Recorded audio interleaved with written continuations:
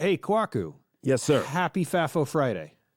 And go Knicks. And yes, go Knicks. Yes. Playoffs are coming soon. We're heading into playoffs. You got to show our support. That's right. There you go. Okay. We're about to get into the season where I get in trouble with my wife because I let the kids stay up too late. But you know what? You're making memories. That's right. Not always searing memories. You know, yeah, exactly. But no kid's ever like, hey, that Wednesday night I went to bed on time and woke up on Thursday and felt great. They're like, that Wednesday night, my dad let me stay up until 11 o'clock and the Knicks won by 3. You know what I mean? Yeah. Making memories. There you go. Go on. All right. So happy FAFO Friday. Happy FAFO nominated for a Webby for Best Tech Podcast. That was something that happened while I was on spring break last week. That was awesome. Amazing. I know this is only supposed to be 2 seconds, but for people who aren't familiar with what the Webbies are and what this means, can you talk about that for a second? The Webbies are, I don't know, the Oscars of the internet. You know, they're celebrating their 30th year this year. Have started out with, honoring websites and then mobile sites, and now there's a whole podcast set of honors. This is the 4th year in a row the show has been honored in some way by the Webbies. The first year as a nominee. There is voting underway. This is the important part, people. There's voting underway right now for a popular choice winner for Best Tech Podcast, and also there will be a judges award.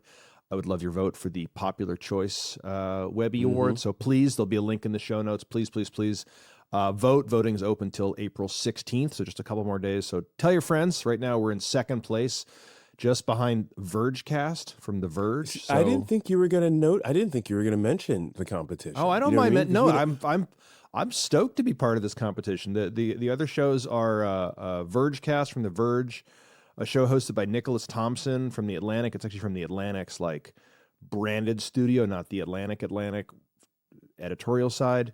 But, Nicholas Thompson, nice company to be in. And that guy's brilliant. I'm blanking on the other two shows that are nominees, but it feels good to be in that crowd. I'll take it. I don't mind mentioning. In fact, I'm actually thrilled to. You can say I'm not holding back here at all. So, yeah, no, you're not. Yeah. You are not. No. Okay. All right. So there you go. Smash that vote button. Smash that vote button. There you go. Yes. Smash hashtag. Okay. Smash that vote button. You excited for a bunch of astronauts are going to splash down in your backyard of San Diego? So you can get a surf session in and then watch the astronauts come down. Is that a thing people are planning? Is that will there be like a contrail that's visible from close enough to where you live, or is it really far offshore? Do you know? I'm assuming it's really far offshore. You'd hope so, right?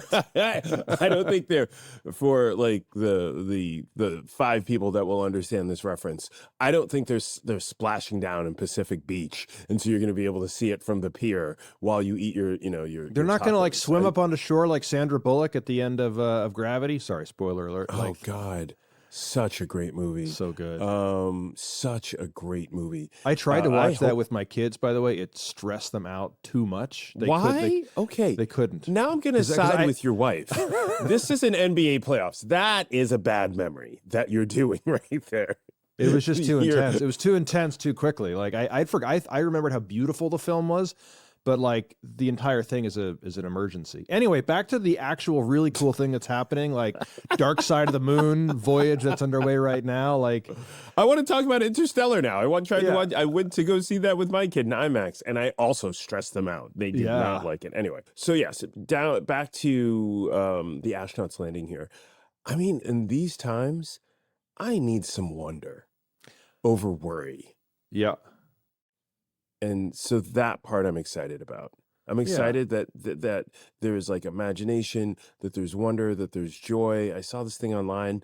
I think it's from BuzzFeed. And it's what do you notice? And it was a series of photos of all these people that were connected to this flight, this mission. And it's the number of women involved. I'm like, this is great. I need wonder. I need to be able to celebrate something. Yeah. Based upon that, I'm very excited. Good. Yeah, no, it does feel good. And I was actually just on vacation last week, and we stopped in D.C. on the way home. We went to the Air and Space Museum on the way home, so saw all the actual lunar landers and different things. Yeah, it was very cool. I do have a question of I totally feel that it's nice to just have awe and wonder and this there's also part of me, this is the more like, I don't know, rational side, like why are humans up there? Like it doesn't actually feel necessary that we sent humans. We've talked a lot about robots and autonomous, Oh, vehicles, and you are connecting to themes coming up later yeah. on. I've got an answer for you. I'm Okay, not so going to get into I it mean, now. I think a big reason why we sent 4 really amazing humans to the, as far out in outer space as ever have they've been before, because we can. I mean, it's sort of like the why did you climb, Mount Everest? Because it's there. I don't know that even the amazing photos, and I've been absolutely like going through all the Oh, incredible photos. The colors. Yeah. The colors, man. It sounds like now it sounds like we're doing a different podcast. The colors, man. But the colors on the moon. Gorgeous. What did you see? I don't know I actually don't know if I picked up on There's one picture of the moon. It wasn't the dark side, but it was like all this red and blue in it, which aren't we're working off these images from the 60s, which were black and white. Obviously, the cameras in the 60s versus the cameras now, very different. The colors are gorgeous. And it's almost like there's this thing out here in California called a super bloom, and it because it rains a ton, and then after it rains, well, if we're lucky, it rains a ton. Basically, all these flowers, all these wildflowers pop up at once, and you're either driving along the highway or you go to a place and you see all of the colors of all of these wildflowers, and it's beautiful, and it reminds you, even though the temperature doesn't really fluctuate out here in San Diego, that spring is here, and it reminds you of rebirth and all of that. And so when I was talking about having a little bit of wonder, seeing the colors on the moon that I never really knew were there filled me with wonder, and it fills me with optimism, and it makes me think about rebirth. Right on.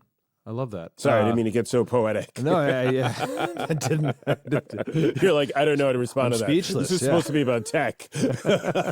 No, wonder is good. Wonder is good. We need more wonder. I mean, it's in the same week that just Charlie Warzel wrote an excellent piece in the Atlantic, as he often does. But he talked about how last week there was like the most amazing, wondrous things happening, the moon mission, and also like we'll bomb a civilization and they'll never come back again, and all the bullshit that Trump said, and all in the span of like, and that's just like a Wednesday or a Thursday, right? It's just what it's like to be alive in 2026, and it's a lot. It's a lot to like, and so I appreciate the unabashed, like, we're there because it's amazing. And obviously there's a lot of, I don't know, scientific reasons, I guess, that there are humans on board this thing, but no matter what, it feels good. I think that's what it is for me. It feels good. It feels great.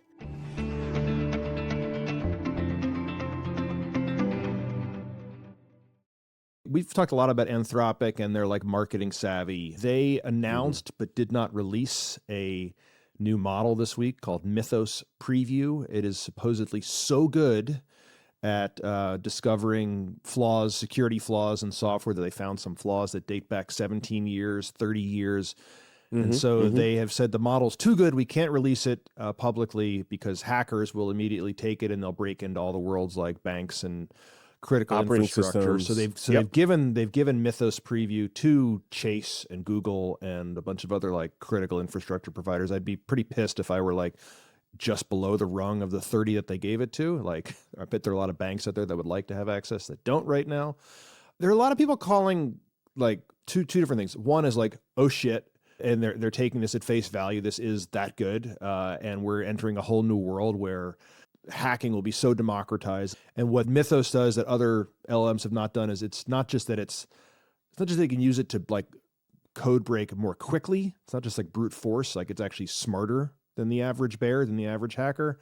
And then there's others who are calling bullshit on this, that this is just a marketing exercise. And the answer could be both, but it does sort of feel like an incredible marketing play from Anthropic once again to say how good this thing is, but you can't have it yet. Like, no soup for you. So there's two things. It's not even just that it's this amazing copy editor for code and it finds things that we haven't found wrong previously, but that it can weaponize that. It can automate attacks in ways that other LLMs haven't. And so I think there's a contextual piece here. I think there's so much that happened with Sam Altman and the hand waving, like, going to Congress, we need to set these rules. We don't know how powerful this is. We want you to regulate us so that we can protect this. Yeah. Which wasn't that cute? That was so cute. What was that? It was like 2-3 years ago? It was. I remember when he went. I remember when he went to Congress, and he was sharing, like, it was not long after ChatGPT had come out, and he testified, and I didn't know much about him then, but I didn't like the vibe. There was just something like I was like, he's too good at this. There was like some, I don't know what it was exactly. Like, oh, please regulate us. Like, it felt. It's so funny that was too polished. Yeah. For me, it was that his head looked too big, and I didn't trust that. Is that weird? Like, that was my initial takeaway. Anyway, but yes, I agree with you on the vibes, but I think that created this context where whenever we hear this, we're like, oh, they're doing this again. And I'm going to, in no way am I an investor or employed by Anthropic, but I am officially a fanboy. I wouldn't get a tattoo, but I would definitely wear a t-shirt. And so I think the difference is he, being Sam Altman, described it as just, it was more fear. And it was like, we can't give any details. We don't know. But here's the potential of this, where from what I've read or / listened to on, believe it or not, other podcasts, Anthropic is pointing to the growth of the ability of AI to be able to do this. And they're actually giving statistics and research that back this up. Do I think they benefit from it? Absolutely. 100%. That's what I say. It could does be it align both. with their brand? Totally could be both. Does it align with their brand? 1000%. So someone, I don't know who, someone over in Anthropic offices were like, oh, we got another one. It's like another hit. DJ Khaled. We've got another one. We've got something else to secure public trust and also to sort of push our product ahead of OpenAI. And in other news, they also hired a big guy from Microsoft this week. And they also, I'm going to get these details wrong, but I think their revenue rate at the end of last year was $9 million. Yeah. And OpenAI's was 25 million, and now there's I think you need to switch millions to billions. Or it's billion. Yeah. Excuse me. Sorry. Billion. Yeah. So the marketing is paying off. The product is great, but there is something really interesting about, and this will tie into, like, I think the next topic we talk about, that we are really putting a lot of faith and belief within systems that are really tied to small, not pockets, but specific ways of looking at information, text and video. Even all of this is text. It's code, right? And text code is powerful, just like the written word is powerful, but it is all text-based. And I think that is really interesting. You were saying marketing. Do you have a different take? I think it's definitely a bit of both. They released both a research paper, like a red team report, right, on what it can do, and then they also released a very slick video with Dario and a bunch of other researchers, like, talking about know your audience. Yeah, well, I mean, and they have an IPO that they're planning, and so, like, they're speaking to two different audiences there. With the research report is the red team research report is not meant for their future investors. Yeah, who's that meant? Who's the red team? Yeah, that's meant for other AI researchers, for the CISOs, the chief information security officers of banks and whatever, to, like, read and understand what this thing can do. And so I want to take it all at face value. It's just there is you even, like, just now swapped millions for billions. There's just so much money on the line, so it would be very tempting. Oh, it's monopoly. It's just insane. So I like the vibes from Dario from Anthropic more. This is me just reacting to, like, the tenor of how they talk. But I don't know, man. Like, I'd have to know how to get in the weeds of what they've built, and they haven't released it, so it's you can't do that unless you're one of the 30 orgs they've given it to. Which is, I mean, brilliant. but like, it's this story. It's not just even a tech story. Like Thomas Friedman wrote about it in the New York Times, and he paints a picture, which I don't know how brilliant realistic this is, but, like, he's like, he tells a hypothetical anecdote in his piece of, like, hey kids, what'd you do today at school? Well, I took down the power grid and la la la la, like, accidentally. That's the power that we're all going to have in our, on our laptops, basically. I love that you say this because, My wife, I was chatting with her the other night. We talk sometimes. And she was talking about how she was having a conversation with our oldest and talking to them about what they wanted to do when they grow up. And they're like, oh, either I'll be a chef or a white hat hacker, or at least a gray hat okay. hacker. You know what I mean? Okay. And like, Not a creator. So the chef thing, Okay. not a creator. And it's interesting because she was talking to them about potentially being a composer. They really like music, but not music in like a K-pop way, even though they do like K-pop, but the idea of composing music.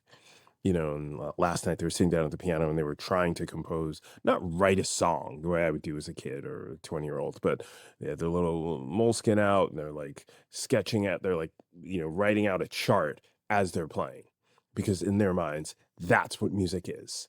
And so the idea that kids have gone from being like, I want to be a rock star to I want to be a YouTuber. The chef thing's interesting, or I want to be a fireman to I want to be this. The idea of someone being like, yeah, and I took this down. Those are I mean, I don't think my kid is alone in this, but they're like, oh, well, they are doing this at school. They're regulating us in this way, but you can get around this if you want. That is really interesting that because I didn't read that Times article, but that person wrote an article saying something similar to that. And I think that is realistic. And I want to go back to something you said earlier. I don't think Anthropic is marketing to 2 audiences. I think they're marketing to 3. Okay. There's the technical audience. That's with the white paper that they've written and all of the research. Yep. There's the financial audience, because they're creating a case for going public. So world models, I want to make sure I get a lot of this right, or at least a majority of this right for people who are fact checkers. Do you know, Dan, what a world model is? Because I'm going to have you react to a lot of this stuff. Yeah, we've been talking about large language models, so they're trained on the entire corpus of the internet, all the words out there. World models are effectively, if I understand it correctly, it's effectively teaching AI physics. And it's doing it through a lot of like training it through videos. And so, because you want, it's like, if this gets to like large language models, like they don't understand anything. Like they can make predictions.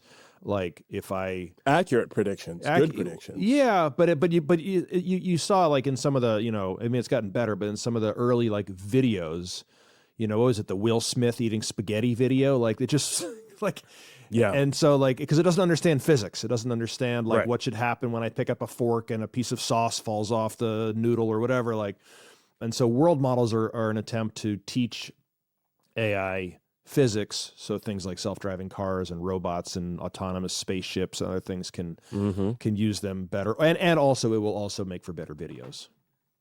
Okay. So I love that you talked about robots. Let's talk about Project Prometheus. So Project Prometheus is this company.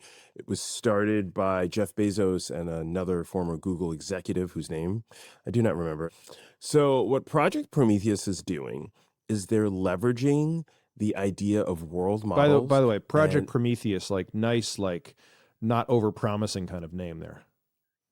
Well, it's hard to understand when you're coming from Amazon. It's all gods and like, It's all, so, I'm sorry, go on. Yeah. Well, I mean, it's not. We don't, I think I'm trying to be all serious. We don't think too highly of ourselves, Project God. I'm really enjoying this role reversal. I'm gonna pause for a second, because normally you're the facts guy and I'm the one who's cracking jokes. And are you enjoying this? Yeah. Because sure. I like it when you have all the details and I could just make the random comments. Okay.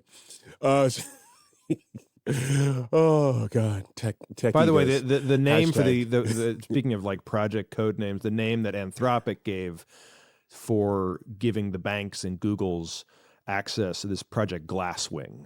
Little less highfalutin than Project Prometheus, but what's the name of the model though? Isn't it like Mythos or something? Mythos. Yeah. So Mythos. Yeah. Back to back to God level themes. Yeah. Oh, that's a good hashtag.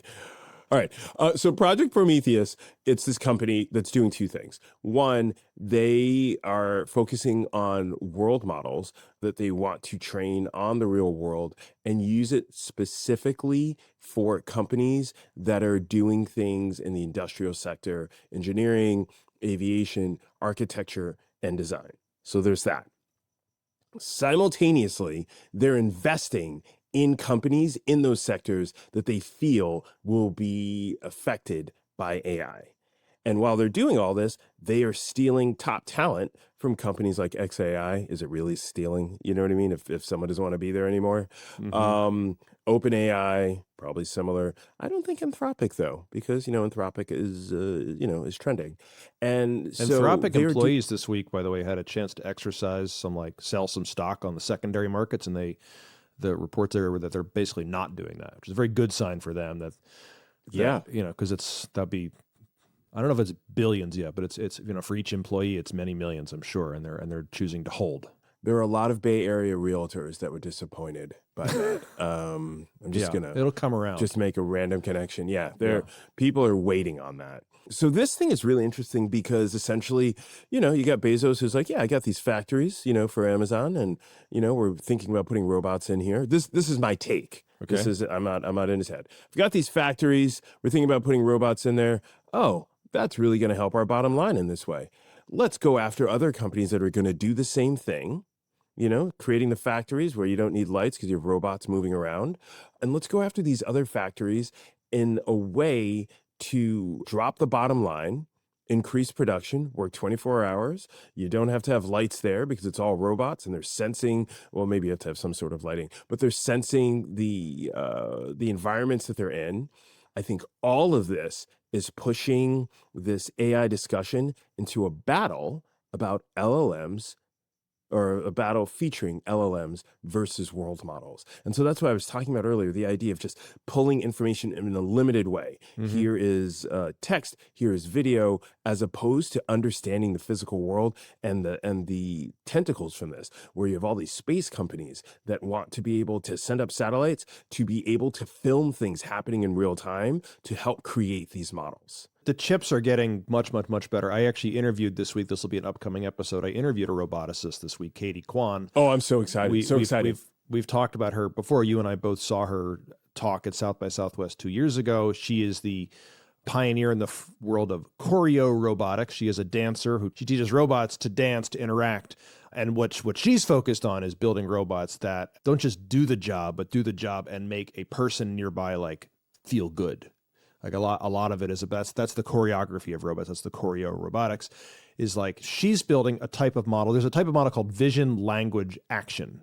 She's building on top of that something that she calls vision, language, interaction, which is, okay, pick up that cup, but do it in a graceful way.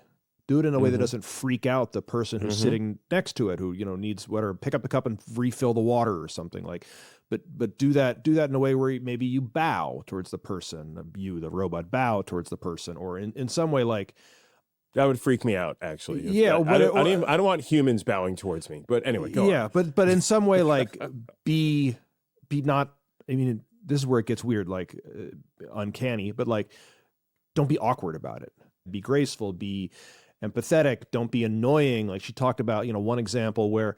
If two people are having a conversation, they're standing, and there's a robot, let's say there's a robot like she used to have when she worked at Google that goes around and cleans the conference rooms. That robot should not walk in between the two people who are having a conversation. It should go around them, right?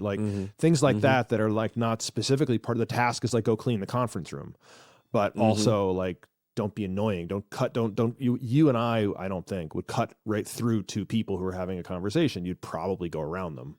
Or in your case, you might, I would. Yeah. With the exception, if you're walking 3 across in New York City, I'm going to cut through you. I'm going to cut through you. Yeah. I don't care who's there. I'm walking right through you. Yeah. You should know better. 2, fine. 3, you're obviously a tourist and you're insane. Yeah. So this is the kind of stuff that as you train your model, that you gotta codify that rule. Strut like Kwaku, I wouldn't even call it strutting. It's common sense. You don't walk 3 across in New York City. What are you, insane? Yeah. What you're wearing bright colors while you do it as well? Come on, why not just wear a sign that says "rob me"? Yeah. Let me ask you. So what? We've talked a decent amount about robots on the show. Like, what do you want one in your? Do you want one in your home? Do you want one in your office? Like, what robots do you want in your life? How would they make your life better? Do I want one in my home? Oh, I have a Roomba. So there you go. You have one. Yeah. Is that a robot? Yes, like that's a robot. The Weekly, is that a robot? Yeah. So I have a Roomba, and the Roomba's mapped out, the house, and and does it still freak me out when you're talking about the graceful thing, where it's like it'll come close to you and maybe it'll hit you and be like, oh, I can't do that anymore, as opposed to being able to know the layout and having not just a camera, but the camera piece would be the layout, but the piece that you were talking about with Katie Kwan, where it's like, oh, there's something there. I maybe can go around it instead of tapping it and being like, no, I can't move forward, because typically there's nothing there. So to answer your question, I want dumb robots in my house.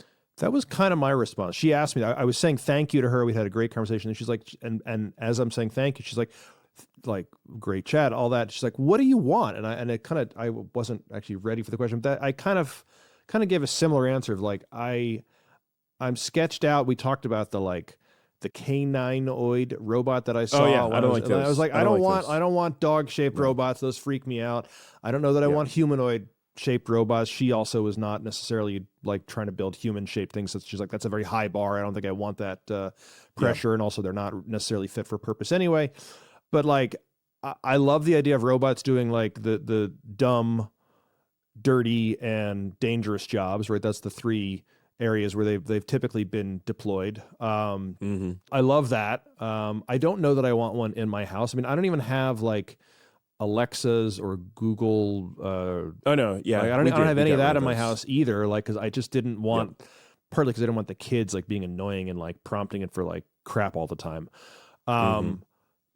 But I don't know that I want cameras all around my house. That's actually one of the things that Katie was saying, was that like the data they're taking in through the cameras and things does not ever have to go to the cloud. Like that's where things have gotten so advanced that stuff that can stay local. So that was sort of a concern that another world model thing. Yeah. But so I don't know that I want robots in my house, but also we talked about, the population is aging. They're not enough, especially in the US. This has already happened in South Korea and Japan and other places. Like we have, we don't have enough people to do the work, so we have to innovate. And so, does that mean we need more robots in hospitals and, at home as sort of caregivers or for companionship or things like that? I mean, it gets kind of weird. I don't know that I'm ready for this stuff, but it's coming, whether I'm ready for it or not, I think. Oh, it's ready. Yeah. I mean, the world doesn't care about what we're ready for. No, and I mean, and the markets. We weren't ready for ChatGPT either. Yeah. ChatGPT wasn't ready for ChatGPT. They didn't expect that. No, I know. Oh, wait. You know what? Hang on a second. Past, present, and future is coming up right after this quick break.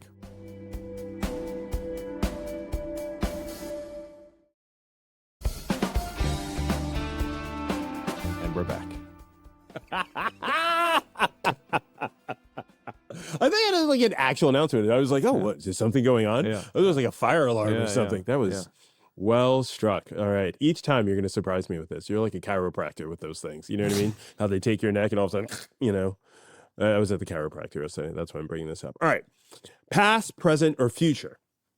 I've got a few here. I'm going to start with low-hanging fruit, going back to the beginning of our conversation. Based upon this new Anthropic model, cybersecurity. Will it exist in the future, past, present, or future? I mean, I sure as hell hope it exists now, right? Like the entire internet is dependent on things being secure, right? I don't know. It's a cat and mouse game, right? You just have to keep leveling up and leveling up. I think that seems to be what the future looks like. It's that much harder to keep things secure. And I mean, even Anthropic themselves had a fuck up this week. I thought that was a human error. Where it broke down like info around how Claude code works. But the point being, like, I don't know, nothing secure, I guess, and I don't know. It gets harder. I think the answer is it gets harder. I mean, cybersecurity as a thing does not go away. Okay. Fair answer. All right, I'm going to do 3. This is number 2. The concept of actual architectural design, based upon what we were talking about with world models being moved into the industrial space, past, present, or future. We know it happened in the past. Will this exist in the future? Will what exist specifically?